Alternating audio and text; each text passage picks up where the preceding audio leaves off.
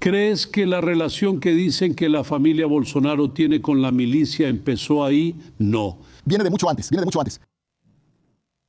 A principios de los años 2000, Flavio Bolsonaro le da una medalla Tiradentes a un tipo llamado Adriano da Nóbrega, Capitán Adriano, asesino profesional, el tipo que crea algo llamado Oficina del Crimen en Río de Janeiro.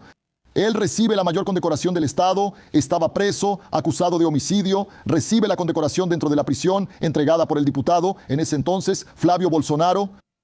La entrega al mayor Ronald, que fue arrestado recientemente por María Eli.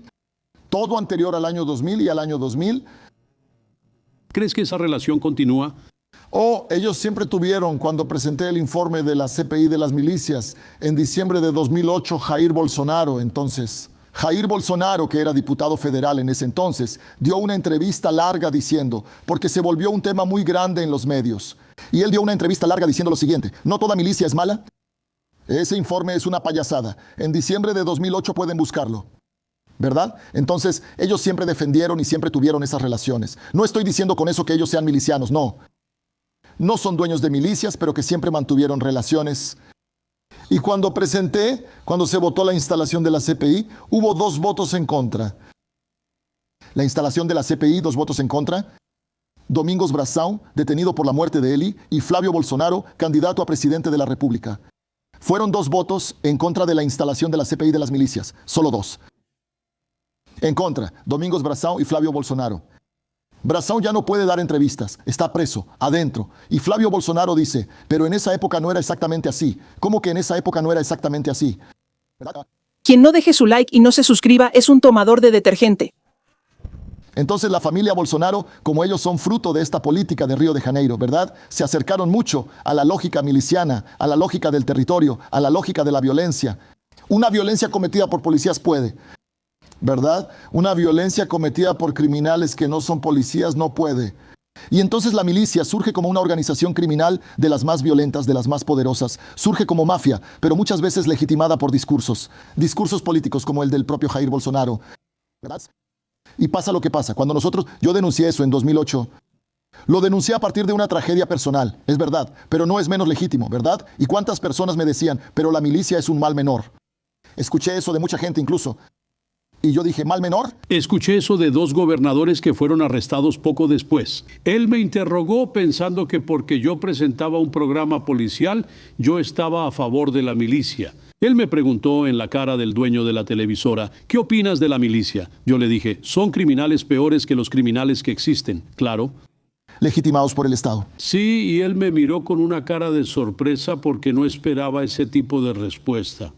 Entonces empecé a darme cuenta de que había algo mal, sí, en Río de Janeiro, bajo el mando de ese gobernador, que ni siquiera necesito decir el nombre, mucha gente ya sabe quién es. Y que siempre tuvieron una postura, como mínimo, connivente con esa organización criminal, son hechos. Si no lo son, ¿qué tipo de relación es esa? Es una relación política. La milicia nace porque de Datena, las facciones del crimen, las facciones del narcotráfico, todas nacen en la cárcel. Todas. 100% yo trabajé en la cárcel. Ellas nacen en la cárcel, ¿verdad? Entonces así, Comando Vermelho, PCC, Amigos dos Amigos, TCP, todas nacieron en la cárcel. Ninguna de ellas nace en otro lugar.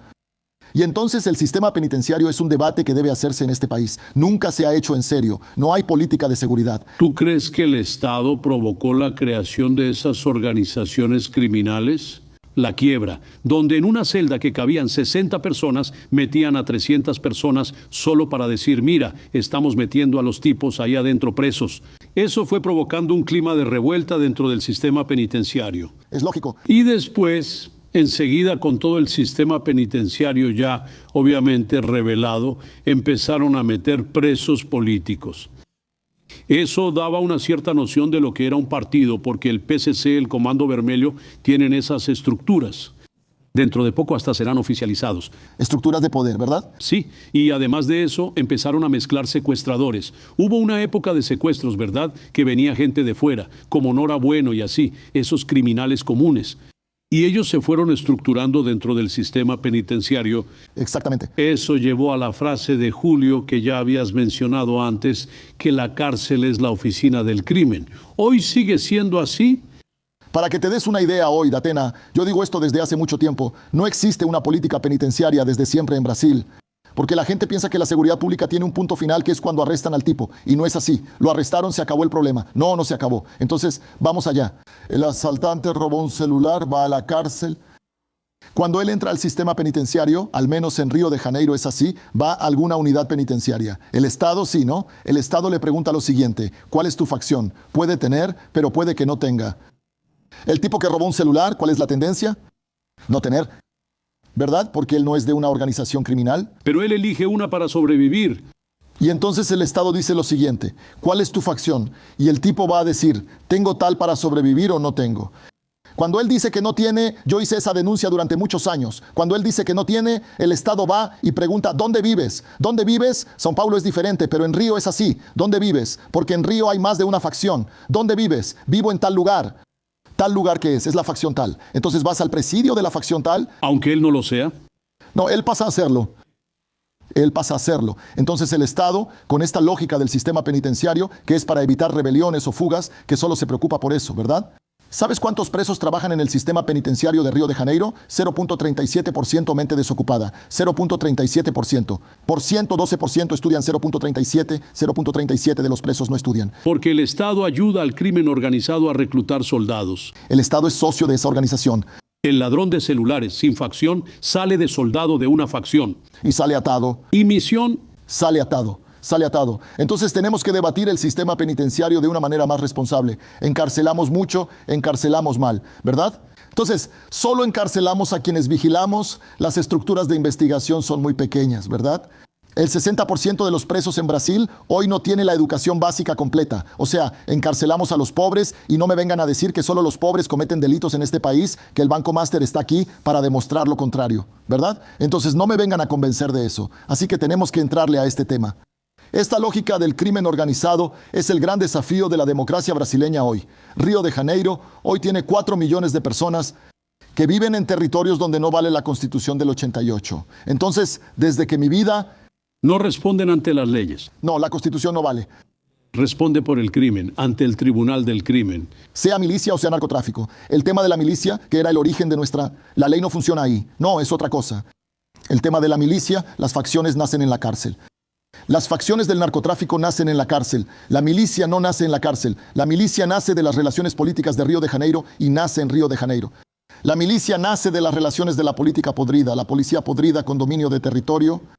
La milicia nace en el Palacio a principios de los años 2000. La milicia no nace en la cárcel. La milicia nace de una relación de una política podrida. Y ahí Río de Janeiro tiene 8 gobernadores destituidos, 6 presos. Eso, ninguna sociedad pasa por eso impunemente. Son 8 gobernadores destituidos y 6 presos. ¿Por qué específicamente Río de Janeiro? Creo que ahí hay un debate muy, muy profundo, incluso sobre el proceso histórico, ¿no? La familia real portuguesa llega en 1808, se establece en Río de Janeiro, y ahí nace la intendencia de policía, que es para proteger a la corte. Huyendo de la guerra napoleónica. Huyendo de Napoleón. Entonces ahí tienes el inicio del Estado brasileño, ¿no? Todavía en el Brasil colonial, donde la intendencia de policía se crea en 1808 para proteger la corte de los esclavos liberados del centro de la ciudad, ¿verdad? Ahí nace una lógica de Estado. Ahí nace una estructura de Estado y que se perpetúa en Río de Janeiro, se convierte en república y Brasil sin resolver la esclavitud y teniendo las fuerzas y el monopolio de la fuerza del Estado para mantener una república como esa. Y eso fue en Río de Janeiro. Río solo deja de ser ese centro político del país cuando surge Brasilia, que es algo muy reciente históricamente. Entonces eso construyó un caldo de cultivo y de relaciones entre la policía, la política y el territorio en Río, que es muy serio, ¿verdad? La propia división del estado de Guanabara, la fusión. Hay muchas cosas que pasan en Río que tienen que ver con la economía, pero también con la formación política, y creo que Río tiene que dar un giro. Es fundamental que Río dé un giro, y es ahora, o Río da un giro ahora, o no hay vuelta atrás, ¿verdad? Porque no es posible que exista la milicia, porque la milicia nace en Río, por esas relaciones.